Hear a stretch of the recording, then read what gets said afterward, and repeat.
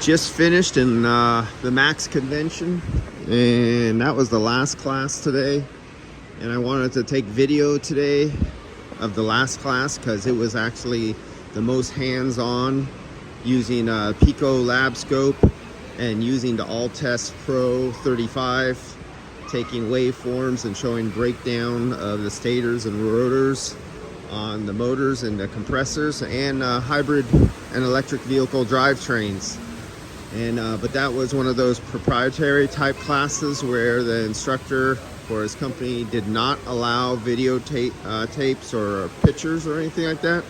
So sorry guys, I could not get video of the best class for hands-on and actually instructionally testing with your hands using scopes, which would have been really nice. So I'm heading back to my room and get ready to hit the airplane to go back to California tomorrow and leave Tennessee here. This is only one of, I think, 3 or 4 gazebos like this. This is a whole complex, and if you look up the Gaylord Resorts Hotel and you look at a Google map, what you see right here, you'll see there's several of these inside this whole building. This is not the only one here. And nice place to stay at. And well, that's it for the videos today, guys. And when I get back to work, more videos on cars will be hitting the internet.